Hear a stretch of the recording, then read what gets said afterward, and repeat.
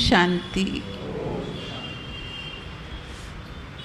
આધ્યાત્મિકતાની આ પવિત્ર ભૂમિમાં આપણે સૌ ખૂબ જ શાંત અને સાત્વિક વાતાવરણમાં બેઠા છીએ. કંઈક આધ્યાત્મિક જ્ઞાનને સાંભળતા પહેલાં માત્ર 2 મિનિટ માટે 2 જ મિનિટ માટે મનના વિચારોને શાંત કરી અને ધ્યાન અનુભૂતિ કરીશું આપણે બધા જ. માત્ર 2 મિનિટ ચિત્તને એકાગ્ર કરી દઈએ. જો તમારી પાસે મોબાઈલ ફોન હોય તો એને થોડી વાર માટે વાઇબ્રેટ ટોન પર રાખશો કે જેને કારણે વાતાવરણની શાંતિ અને સાત્વિકતા જળવાઈ રહે. પોતાના બંને પગ ભૂમિને સ્પર્શ કરાવો.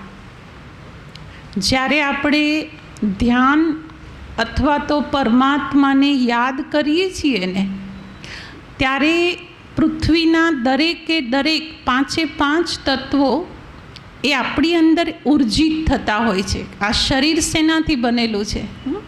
આ પૃથ્વી ઉપર રહેલા 5 તત્વોથી બનેલું છે. અને એ ઉર્જા જ્યારે આપણે તેની સાથે જોડાઈ જઈએ છીએ ને, ત્યારે એ આપણી અંદર સમાહિત થતી હોય છે. ઋષિ મુનિઓએ એટલે જ ધ્યાન માટે કોઈ વૃક્ષની નીચે, પહાડીના શિખર ઉપર, કોઈ વહેતી નદીના કિનારે પોતાનું સ્થાન કેમ નિશ્ચિત કર્યું? કે એ પ્રકૃતિની ઉર્જાને પોતાની અંદર ગ્રહિત કરી શકે, સમાવી શકે. ચાલો 2 મિનિટ માટે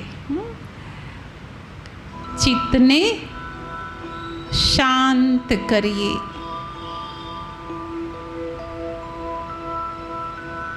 ચારે તરફ ભટકતા મનને મસ્તકમાં એકાગ્ર કરીએ.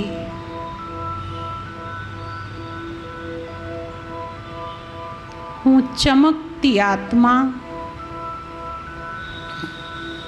મસ્તકના મધ્ય ભાગમાં વિરાજમાન છું.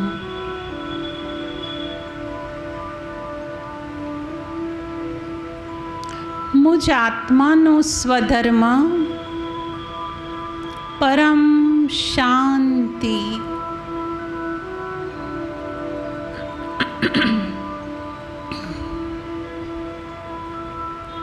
મુજ આત્માના પિતા નિરાકાર પરમાત્મા શિવ શાંતિના સાગર.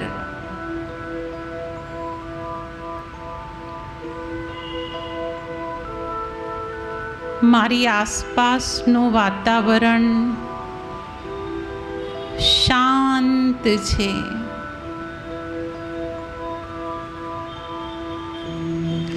એક નજર બ્રહ્માંડ તરફ કરો.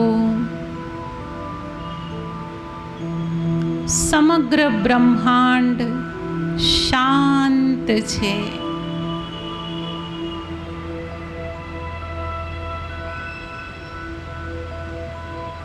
સંધ્યાકાળના આ પવિત્ર સમયને જુઓ. પરમ શાંતિ.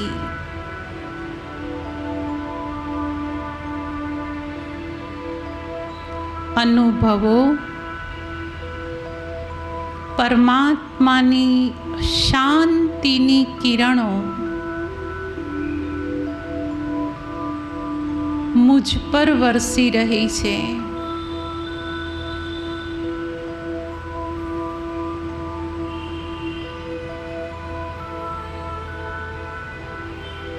સંપૂર્ણ શરીરના પ્રત્યેક અંગમાં શાંતિને અનુભવો.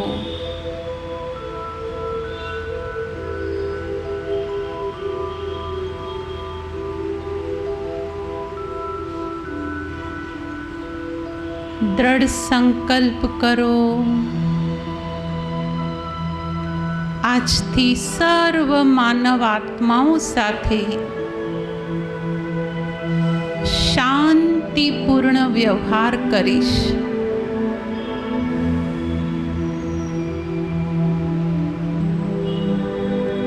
મારા સ્વભાવને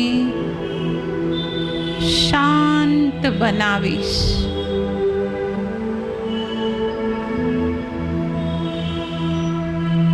મારા શબ્દોને મીઠાશથી, માનવતાથી ભરપૂર કરીશ.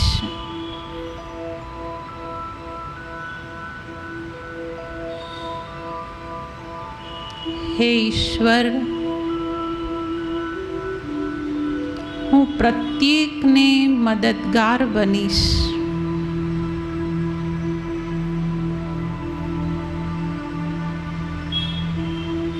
મારા મનુષ્ય જન્મને સાર્થક કરીશ.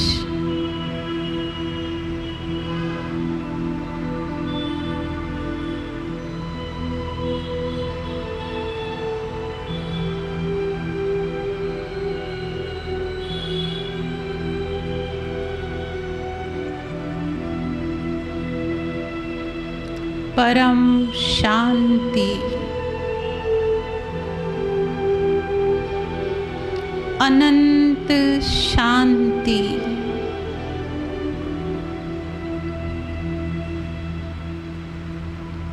અખંડ શાંતિ.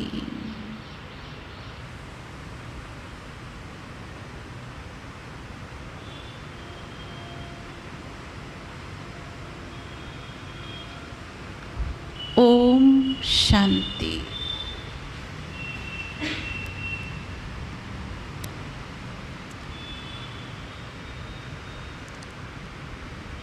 સમગ્ર સુરતમાં, ખાસ વરાછા વિસ્તાર અને તેની આસપાસની માનવ આત્માઓમાં જેમની સેવાની સુવાસ ફેલાયેલી છે, તેવા સર્વ પ્રતિનિધિ ભાઈઓ અને બહેનો આજની સભામાં હાજર છે. બરાબર છે ને? મનુષ્યોને આજે પોતાના માટે સમય નથી. એવા ભાગતી જિંદગી અને દોડતા જીવનમાં આટલા તણાવ અને સંઘર્ષના સમયમાં બીજાના માટે સમય કાઢવો, સેવા એટલે ટાઈમ આપવો પડે. અને એવી પ્રતિકૂળ સમયે કે જ્યારે પોતાની જરૂરત ઘરમાં હોય અને છતાંય પારકાને પોતાના સમજી અને એમના માટે સમય આપવો, એવી સેવા ભાવનાને વરેલા આપ સર્વ ભાઈઓ અને બહેનો આજની આ સભામાં ઉપસ્થિત છો. અમને ખૂબ ગર્વ છે અને એટલે ખૂબ જ શ્રદ્ધા સાથે, ભાવના સાથે આજે આપ સૌને અમે અહીં આમંત્રિત કર્યા છે. જુઓ, સેવા એ સેવાનો અર્થ જ છે નિસ્વાર્થ ભાવે, વગર અપેક્ષાએ અન્ય માટે કરેલું સારું કામ, તેને કહેવાય સેવા. આ આપણી ભાતીગળ ભાષામાં અને સરળ શબ્દોમાં કહીએ તો સેવાની આટલી જ પરિભાષા છે. અન્ય માટે કોઈ પણ ઈચ્છા વગર, અપેક્ષા વગર, સ્વાર્થ વગર કરેલું સારું કાર્ય એ છે સેવા. એક વાત નિશ્ચિત સમજી લેવા જેવી છે. આપણા પુરાણોએ તો કહ્યું છે, પણ કર્મ ફિલોસોફી આવું કહે છે કે તમે જે કોઈ કર્મ કરો છો ને એ વાવેતર છે. વાવેતર છે. એ ચાહે સારું હોય કે ખરાબ હોય, પણ એ અંકુરિત થયા વગર રહેતું નથી, ફળ આપ્યા વગર રહેતું જ નથી. તમે કોઈ પણ કર્મ કરો અને એ કર્મનું ફળ ન મળે એવું આ સૃષ્ટિના સિદ્ધાંતમાં નથી. પ્રત્યેક કર્મ, બીજ આપણે જમીનમાં નાખીએ છીએ ને, ઘઉંનો દાણો નાખ્યો હોય ને પછી એનું ડૂંડવું નીકળે ને તો ગણી જોજો, 650 દાણા એમાં હશે. ધરતીમાં આટલી સમજ છે કે કોઈ મને 1 આપે તો મારે એને 650 ગણું કરીને રિટર્ન કરવાનું છે. તો આ તો ભગવાન છે, ઈશ્વર છે. જો પ્રકૃતિના તત્વની અંદર આટલી સમજ હોય તો પરમાત્મા તો એનો રચયિતા છે. જે કંઈ કર્મ કરીએ છીએ એ કર્મના ફળ ચાહે પોતે ભોગવીએ ચાહે પરિવાર. આંબો વાવ્યો હોય તો એ આંબાના ફળ તમે જ ખાશો એવું નથી, તમે તો ખાવાના જ, પણ તમારી પછીની પેઢીઓને પણ એ મીઠાશ મળતી રહેવાની. એટલે અત્યારે જે કંઈ સત્કર્મ કરી રહ્યા છો, ચાહે હોસ્પિટલના દર્દીઓની સેવામાં હોય, ચાહે કોઈ ગરીબ કે વિધવાના કાર્યમાં લાગેલા હો, ચાહે કોઈ એવા દુઃખી કે નિરાધાર છે જેને આવશ્યકતા છે મદદની, તેની ભાષા અને ભાવને સમજીને તેના ઉપયોગી બનતા હોઈએ. આ દરેકે દરેક કર્મનું બીજ એ વવાઈ ચૂક્યું છે. અને મારી તો આજના દિવસે, રક્ષાબંધનના દિવસે બેન પોતાના ભાઈ માટે દુઆ કરતી હોય છે કે મારા ભાઈની આયુષ્ય વધે, મારો ભાઈ આખું વરસ નિર્વિઘ્ન રહે, એના 365 દિવસ સુખમાં જાય. આવી ભાવના રાખે ને. મારી આપ સૌને માટેની હૃદયની ભાવના એ છે કે ઈશ્વર તમારા દ્વારા હજુ પણ ખૂબ સેવાની પ્રવૃત્તિઓ કરાવે અને અનેક માનવ આત્માઓ સુધી આપની આ સેવાઓની સુવાસ એ ફેલાતી રહે. યાદ રાખીએ એક વાત, દેહથી અમરત્વ મળવું એ શક્ય જ નથી, પણ કરેલા કર્મોથી અમરત્વ મળવું ને એને કોઈ આ દુનિયાની અંદર નામ નિશાન કરી શકે એમ નથી. ગાંધીજી ભલે વર્ષો પહેલાં દુનિયા છોડીને જતા રહ્યા, પણ દરેકના હૃદયમાં એ અમર છે. મધર ટેરેસા ભલે આ વિશ્વમાંથી જતા રહ્યા, પણ આજે એની સુવાસ એ અનેક રક્તપિતિયાઓના હૃદયની અંદર અમર છે. સ્વામી વિવેકાનંદ ભલે આ દુનિયા છોડીને ગયા, પણ આખું વિશ્વ આજે એને ભારતના એક આધ્યાત્મિક પ્રતિભા તરીકે ઓળખી રહ્યા છે. આપણે ભલે વૈશ્વિક સ્તરે ઓળખાણ ન ઊભી કરી શકીએ, પણ આપણે જે વિસ્તારની અંદર રહીએ છીએ ને, આપણા માટે એ જ આપણું વિશ્વ છે. જે સોસાયટીની અંદર રહીએ છીએ એ સોસાયટી એ આપણું વિશ્વ છે. આપણે વટવૃક્ષ નથી બની શકતા. કલકત્તાની અંદર છે બનિયન ટ્રી, એટલું વિશાળ છે, કેટલા બધા કિલોમીટરની અંદર એ ફેલાઈ ગયું છે. એટલા ન બની શકીએ તો કંઈ નહીં, પણ આપણા વિસ્તારના લોકો માટે એક છાંયડો બનીએ, એક આધાર બનીએ ને તો પણ ઘણો. લોકો આપણને જોઈ અને શ્રદ્ધાથી એમ કહી શકે કે હું આ ભાઈના બારણા ખખડાવીશ ને, મને અહીંથી જાકારો નહીં મળે, હું આ બેનને ત્યાં જઈશ ને અને મારી વાત મૂકીશ, મારું કામ થઈ જશે. આ વિશ્વાસ પેદા કરવો એનું બીજું નામ એ અમરત્વ. મૃત્યુ પછીનું અમરત્વ તો ખરું કર્મો સાથે જોડાયેલું છે. થોડા દિવસ પહેલાં એક બહુ જ સરસ વાત વાંચવામાં આવી. દિવસમાં સમય મળે ને એટલે વાંચવાનો શોખ, એટલે હું વાંચું. એક લેખકે એટલી સરસ મજાની શિક્ષિત વ્યક્તિની પરિભાષા કીધેલી. એમણે એવું કહ્યું કે તમે વાંચતા લખતા શીખી જાઓ એટલે શિક્ષિત બની ગયા એવું નહીં માનતા. તમે જ્યારે બીજાની આંખની પીડાને વાંચી શકો, તમે જ્યારે અન્યના ચહેરાની રહેલી મજબૂરીને વાંચી શકો ને, ત્યારે તમે ખરા એજ્યુકેટેડ છો, તમે ખરા શિક્ષિત છો. અને આવો શિક્ષિત વર્ગ આજે મારી સામે બેઠેલો છે. કોઈ કહે અને એનું કામ કરીએ એ ભાવ તો સારો છે, પરંતુ જ્યાં જરૂરિયાત છે અને હું મારી હાજરીનો મારી ઉપસ્થિતિનો, મારી ક્ષમતાનો પ્રયોગ ત્યાં કરું, એ ખરો સેવા ભાવ છે. અને આ નિસ્વાર્થ સેવા ભાવ રિટર્ન ભવિષ્યમાં મળે એ વાત તો ભવિષ્યની છે, પણ હું તમને અત્યારની વાત કરું. જ્યાં સાચા દિલની સેવા છે ને, ત્યાં 3 પ્રાપ્તિઓ અઢળક છે. થોડી ઘણી નહીં, અઢળક છે. સૌથી પહેલી પ્રાપ્તિ છે એ છે ખુશી. આ તમારો બધાનો નિશ્ચિત અનુભવ હશે, મારો તો જાત અનુભવ છે કે જ્યારે કોઈક દુઃખીને મદદ કરી, હમણાં જ અમારા બહેનો ગયેલા સ્મીમેર હોસ્પિટલમાં, પછી અહીંયા પીપી સવાણી હાર્ટ ઇન્સ્ટિટ્યૂટ છે, ડાયમંડ હોસ્પિટલ છે, મણિયા હોસ્પિટલ આપણી વરાછાની, જેટલા દુઃખીઓ, ગરીબો, જનરલ વોર્ડ, સ્પેશિયલ વોર્ડ, એકની પાસે જઈ, રક્ષાબંધન ચાલે છે ને હમણાં, આખો શ્રાવણ મહિનો રક્ષાબંધનનો છે, પ્રત્યેકની પાસે જઈને આ પવિત્ર બહેનોએ તેમને રાખડી બાંધી. ભગવાનના ઘરનો અહીંયા પ્રસાદ બનાવ્યો છે, હજારો પીસ પ્રસાદના બને છે. એકને પ્રેમથી એક પ્રસાદનો ટુકડો આપ્યો અને દરેક માટે દિલની એવી દુઆઓ કરી કે ભગવાન તમને બહુ જલ્દી સારા કરી દેશે.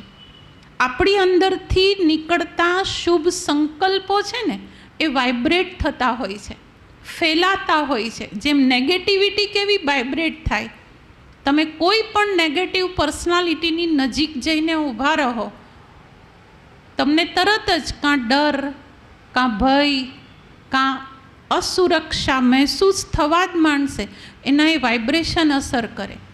તમે મંદિરમાં જજો, આ ઉમિયામાનું મંદિર છે, કર્મનાથનું મંદિર છે, સિદ્ધકુટીરનું મંદિર, મંદિરમાં જઈને ખાલી ઊભા રહેશો ને, તમારે કોઈ જરૂર નહીં પડે. જતાની સાથે જ 2 મિનિટ 3 મિનિટ માટે બ્રેઇનને ચેક કરજો. ક્યારેક પોતાની મસ્તિષ્કની શક્તિઓને ચેક કરજો. અંદરથી શાંતિ અને ટાઢક લાગશે. વાઇબ્રેશન્સ. અત્યારે મેડિકલ સાયન્સે આ થેરાપી શોધી છે, વાઇબ્રેશન થેરાપી.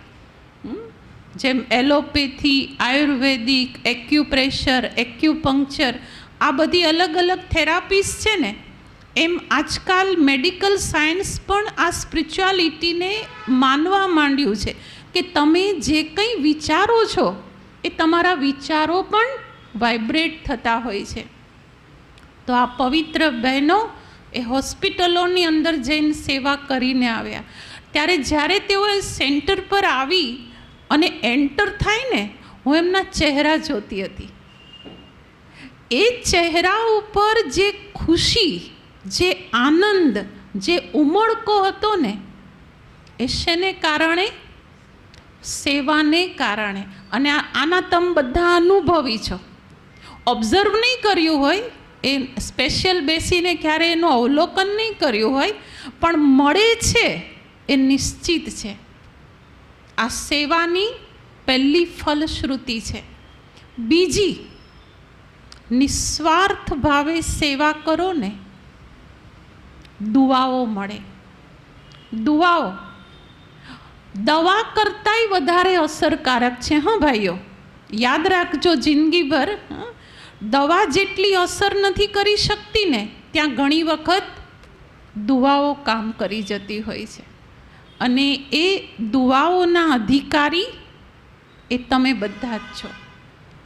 કેમ દુઆઓ મળે છે ખબર છે?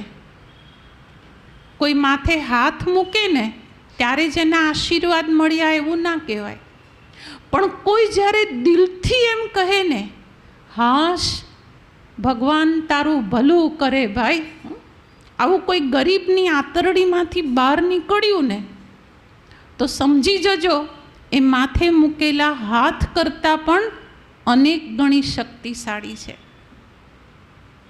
હોળીના દિવસોમાં, શિવરાત્રિના દિવસોમાં અમે લોકોને આ સમજાવીએ છીએ.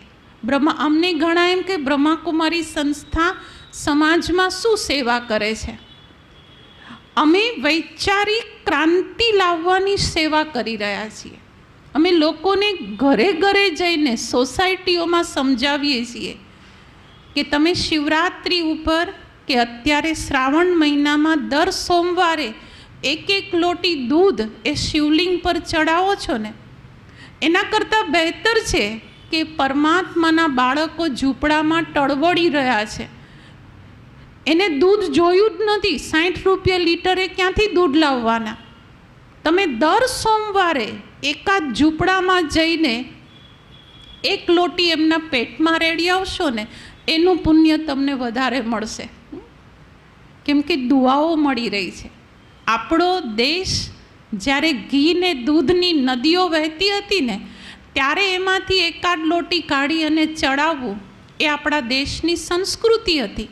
પણ જ્યારે અત્યારે જ્યાં ગરીબોની પાસે છાશના તો છોડો દૂધના પૈસા જ નથી, એવા સમયે શિવલિંગો ઉપર જઈને દૂધ ચડાવવું એ માત્ર ભાવના અને અંધશ્રદ્ધા છે, એ વિવેક નથી. આ ક્રાંતિ લાવવાનું કામ બ્રહ્માકુમારી સંસ્થા કરી રહી છે. લોકોની અંદરથી પરિવર્તન લાવવાનું કાર્ય. હોળીના દિવસોમાં કેટલા હજારો નહીં, આપણા કરોડો નાળિયેરો અગ્નિમાં હોમાઈ જાય છે, પણ એ જ નાળિયેર ત્યાં હોળીને અર્પણ કરીએ અને પછી ઉચકીને કોઈ એવા ગરીબને, કોઈ જરૂરિયાતમંદને ખવડાવીએ ને, એના આશીર્વાદ એ વધારે છે.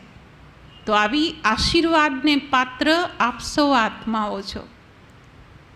ત્રીજી ફલશ્રુતિ, ખુશી મળે, સેવાથી દુઆઓ મળે, અને ત્રીજું અને સૌથી મોટું યાદ રાખજો જિંદગીભર માટે, તમારું કર્મ એ બીજાને માટે પ્રેરણાનો સ્ત્રોત બને. કોઈને સારું શીખવવું ને, પ્રેરણા આપવીને બહુ મોટી વાત છે. શબ્દોથી શીખવવું સહેલું છે, પણ લોકો એને એક્સેપ્ટ નથી કરી શકતા, સ્વીકારી નથી કરી શકતા. પણ જ્યારે કર્મોથી શીખવીએ છીએ ને, ત્યારે એ ભાષણ સામેના હૃદયની અંદર ઉતરતું હોય છે. અને તમારા સંતાનો અત્યારે શીખી રહ્યા છે, જુએ છે કે મારા પિતા આવી સેવાની પ્રવૃત્તિ સાથે જોડાયેલા છે, મારો ભાઈ આવી સેવાકીય પ્રવૃત્તિ સાથે જોડાયેલો છે. નિશ્ચિત સમજજો તેના લોહીની અંદર આ સંસ્કારો જશે જ. પિતા દારૂ પીતો હોય તો એના બાળકોને શીખવવું નથી પડતું, એ મોટા થઈને વ્યસની બની જ જતા હોય છે. પણ પિતા ચરિત્રના માર્ગે હોય, કોઈ સારી સેવાના કાર્યમાં લાગેલું હોય, તો એના સંતાનને શીખવવું નથી પડતું. અને એ આ પ્રેરણા આપવાનું કાર્ય એ પરમાત્મા તમારા દ્વારા કરાવી રહ્યા છે. આમ તો વિચાર કરો તો સેવાની ફલશ્રુતિઓ અનેક ગણી છે, અઢળક છે. આજે મારે તમને જે કહેવું છે એ હવે પછીની વાત છે. આ તમે કરી રહ્યા છો અને પામી રહ્યા છો, લોકોની સેવા કરો છો, ખૂબ સારી વાત છે. પણ મારી અંતરની વાત તમને કહું, એક સેવા બાકી રહી ગઈ છે, એક જ સેવા. અને જો તમે સાંભળશો તો અંતરાત્મા એમ કહેશે કે આ કરવા જેવી જ છે, આપણે બધાએ જ કરવા જેવી છે. એકમાત્ર સેવા એવી છે જે આપણી અધૂરી રહી ગઈ છે અને બાકી છે, એ છે પોતાની જાતની સેવા. ઊંઘી જવું, જમી લેવું, આરામ કરી લેવો, ફરી લેવું, પોતાની સેવા છે, પણ એ શરીરની. પણ હું તમને જે કહી રહી છું ને, જેના માટે આજે મેં તમને બોલાવ્યા છે, એ છે સ્વયંની સેવા. આ સેવાથી આપણે પોતાની જાતને ઘણી દૂર રાખી છે. પોતાના માટે ટાઈમ જ નથી. બીજા માટે તમે 2 કલાક 5 કલાક, ઘણીવાર દિવસોના દિવસો નીકળી પડો છો. કચ્છ ભુજમાં 2001માં ભૂકંપ થયો, કેટલા દિવસ ઘર છોડી દીધું. 2006ની અંદર સુરતની અંદર પૂર આવ્યું, ખાલી રાત્રે સૂવા જતા હતા. તમારામાંથી ઘણા ભાઈઓ એવા છે કે જેમણે આ સેવામાં ઝંપલાવી દીધું હતું. આ પ્રફુલ્લભાઈ તો ઘરે સૂવાય નહોતા જતા, નાવડી લઈ લઈને નીકળતા હતા. 20-20 ફૂટ પાણી ભરાયેલા હતા. આપણે બીજા માટે અઢળક સમય આપીએ છીએ. સ્વયંને માટે અર્થાત સ્વ અર્થાત આ શરીર નહીં, જે દેખાઈ રહ્યું છે ને એ નહીં, એ તો આપણે પહેરેલું વસ્ત્ર માત્ર છે. પણ આ શરીરની અંદર બેઠેલી ચેતના, આત્મા, થોડો સમય, ભાઈઓ વધારે નહીં, ખાલી દિવસનો 10 જ મિનિટનો સમય એના માટે આપો. અને જે સ્વયં માટે સમય આપશો ને એના બેનિફિટ્સ હું તમને કહું છું, ફાયદાઓ. પહેલો ફાયદો સીધું પરિવર્તન સ્વભાવ ઉપર આવશે. આજે તમારા બધાનો અનુભવ હશે, કંઈક વાત થાય તરત અપસેટ થઈ જઈએ, જરા ગમતું થાય કંઈ પણ તમારી ઈચ્છા વિરુદ્ધ, તમારા ધાર્યા વિરુદ્ધ, તમે સત્ય છો અને એ પ્રમાણે નથી થયું, તમે કોઈને ટાઈમ આપ્યો છે એ પ્રમાણે નથી થયું, તમે સાચા છો અને સામેનો વ્યક્તિ ખોટો છે, આવા સમયે બહુ ઝડપથી આવેશ, ક્રોધ, ઉદાસી અને અશાંતિ. બોલો ભાઈઓ, થાય છે કે નથી થતું? હા કે ના કહો? બધાને જ થાય છે. મારી તમને લેખિત ગેરંટી છે. થોડો જ સમય રોજ સ્પિરિચ્યુઆલિટી માટે આપો, પોતાના માટે. એક વખત મેડિટેશન કરતાં શીખી જાઓ. 10 જ મિનિટ કરજો. તમારી પાસે વધારે ટાઈમ નથી, મને ખબર છે. મોબાઈલને ચાર્જ કરવા માટે કેટલો ટાઈમ? 15-20 મિનિટ રાખો છો ને, પણ દિવસે રાખવો જ પડે જ તમારે. ગમે એટલો સારી કંપનીનો, એપલનો હોય, મોંઘામાં મોંઘો હોય, પણ ચાર્જ કર્યા વગર નથી ચાલતો. એમ આપણે ગમે એટલી સારી કંપનીમાં જોબ કરતા હોઈએ, બિઝનેસ કરતા હોઈએ, કરોડો રૂપિયાના આસામી હોઈએ, પણ આ ચાર્જિંગ રોજ જરૂરી છે.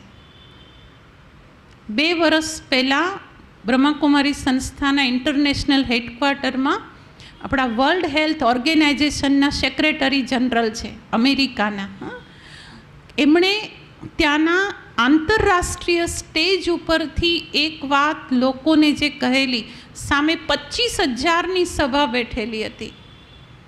એમણે એવું કહ્યું કે આવનારા સમયની અંદર સેલ્ફ રિયલાઇઝેશન, આત્મ અનુભૂતિ, સેલ્ફ પ્રોગ્રેસ, આત્માનો વિકાસ, એના માટે આવનારા સમયમાં સમય આપવો એ આવશ્યક નહીં હોય, અનિવાર્ય બની જશે.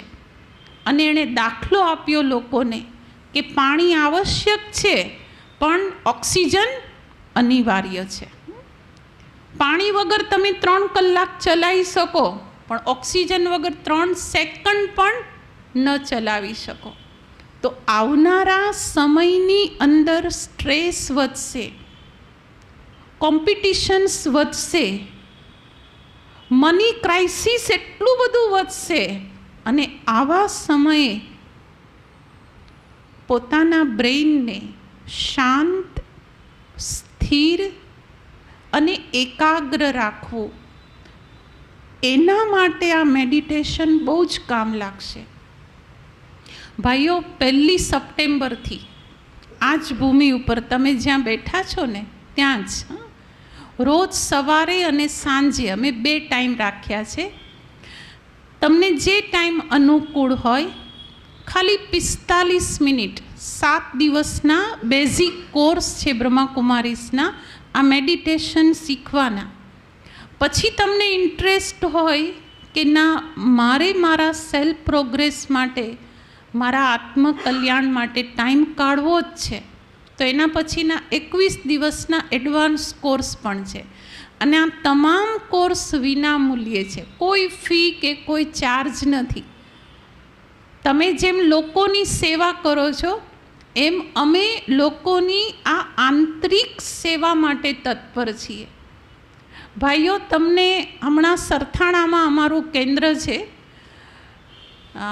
મજુરા ગેટ 4 રસ્તા ઉપર એક સાયકિયાટ્રિસ્ટ ડૉક્ટર ત્યાં છે. ત્યાંથી એ ત્યાં કોર્સ કરવા માટે જાય. એણે 7 ડેઝ કોર્સ પછી પોતાનો અનુભવ સંભળાવ્યો કે હું બીજાના મસ્તિષ્કના પ્રોબ્લેમને સોલ્વ કરનારો છું, મગજની ટ્રીટમેન્ટ કરનારો હું ડૉક્ટર, પણ હું પોતે છેલ્લા 3 મહિનાથી ડિપ્રેશનમાં હતો. લોકોની સમસ્યાઓ સાંભળી અને ડૉક્ટર પોતે ડિપ્રેસ થઈ ગયેલા. મારી રાતની ઊંઘ જતી રહેલી. ભાઈઓ, એણે ખાલી 7 જ દિવસ આ મેડિટેશનનો કોર્સ કર્યો અને 10મા, 11મા, 12મા દિવસે એ કે મારે અડધી ટીકડી ઊંઘની ગોળીની છે ને, આટલી નાની ગોળી આવે જરાક અમથી, કે મેં ચાલુ કરી દીધેલી, ઊંઘ જ નહીં આવે, આખી રાત ઊંઘ ના આવે. રોજ રાત્રે અડધી ગોળી ખાઉં ને ઊંઘી જાઉં. મેડિટેશનના કોર્સ કર્યા પછી મારી એ ઊંઘની ગોળી ગઈ છે અને હું પોતાની જાતને ડિપ્રેશનમાંથી બહાર લાવી શક્યો છું. હું તો એટલે કહું છું ભાઈઓ, તમે બધા ખૂબ સારી રીતે ઊંઘી શકો છો કેમ કે લોકોની સેવામાં જોડાયેલા છો, દુઆઓ સાથે છે, પણ આવનારા સમયની અંદર પણ તમારી પાસે લોકો એવા આવશે તો ત્યારે જાત અનુભવ હશે ને શાંતિનો, એકાગ્રતાનો, સ્પિરિચ્યુઆલિટીનો, તો બીજાને હેલ્પફુલ થઈ શકીશું. સમય આવીએ બધી જગ્યાએ પૈસો ઉપયોગી નથી બનતો. કોઈક જગ્યાએ આવી સાત્વિક સ્થિતિ, સન્મતિવાળી બુદ્ધિ અને શાંત સ્વભાવ પણ પૈસા કરતાં પણ વધારે કિંમતી બની જતો હોય છે. તો જરૂરથી આવા પવિત્ર કાર્યમાં પોતાની જાતને અવશ્ય જોડશો.